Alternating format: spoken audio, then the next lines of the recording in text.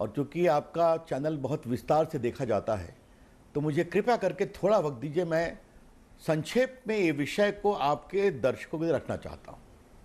भारत में लगभग 130 करोड़ फेसबुक, आपके व्हाट्सएप, ट्विटर, लिंक्डइन, इसके लोग यूज़ करते हैं। स्वागत है, वो इसका उपयोग करें, वो शक्तिशाली भी बने, वो सवाल पूछें, सरकार की आलोचना करें।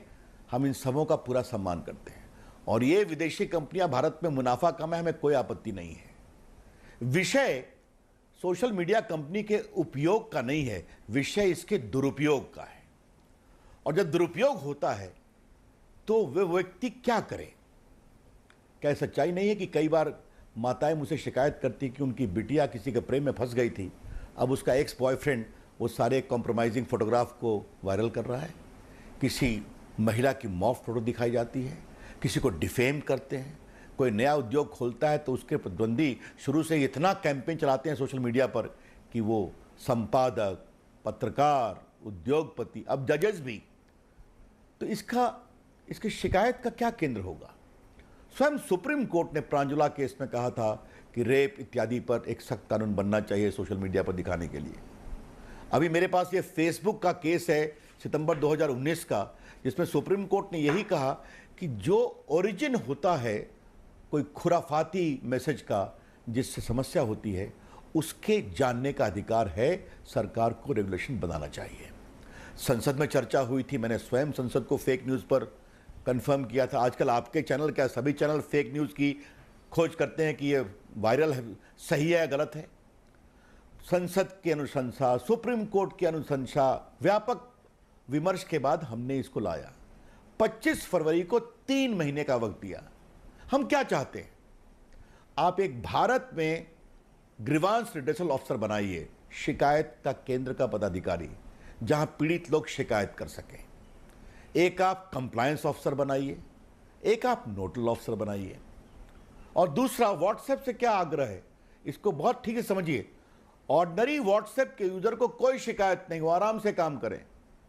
हम उन्हीं मैसेज का ओरिजिन चाहते हैं जिसके मैसेज के सर्कुलेट होने के कारण हिंसा होती है, सांप्रदायिक दंगा होता है, आतंकवाद की घटना बढ़ती है, या कोई बलात्कार की घटना या बच्चों के साथ सेक्सुअल एब्यूज की घटना को आप वायरल करते हैं।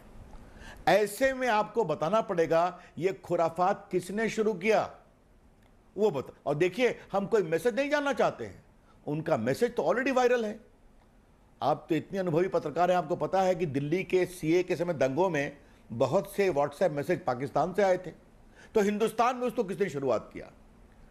यही तो कुल मिला के मामला है। तो इसमें दिक्कत क्या है?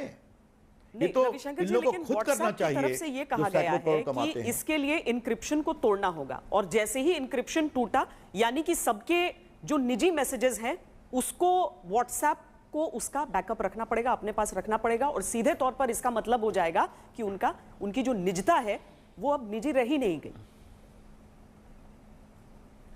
मैं आपका इस उत्तर आपको अभी देता हूं, लेकिन पहले एक मुझे सवाल पूछना है।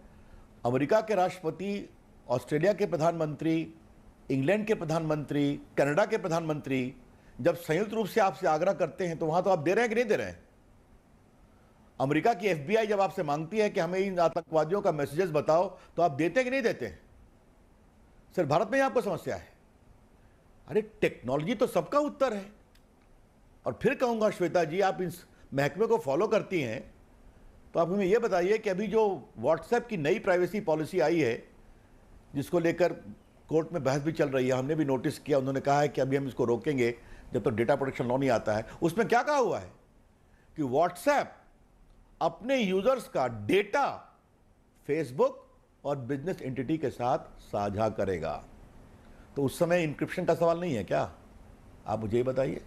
जब फेसबुक ने कैम्ब्रिज एनालिटिका को लगभग 5 लाख भारतीयों का डेटा दे दिया था, तो उसमें इंक्रिप्शन की समस्या नहीं थी क्या?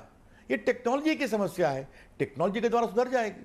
फिर मैं रिपीट करता हूं, आम व्हाट्सएप के यूजर्स बिल्कुल मस्त रहें, वो सुरक्षित है, उनकी कोई दिक्कत नहीं आने वाली है। यह सिर्फ और सिर्फ उसी मैसेज के बारे में है जो पब्लिकली सर्कुलेटेड है, जिसके कारण दंगा होता है, हिंसा होती है, आतंकवाद बढ़ता है, भारत की सुरक्षा पर खतरा होता है, अथवा बलात्कार, नग्न महिला या बच्चों के यौन शोषण की बात को आप वायरल करते हैं। तो खुराफात किसने शुरू की ये बताइए। ये तो आपका कानून के प्रति स्वयं का सम्मान होना चाहिए ना।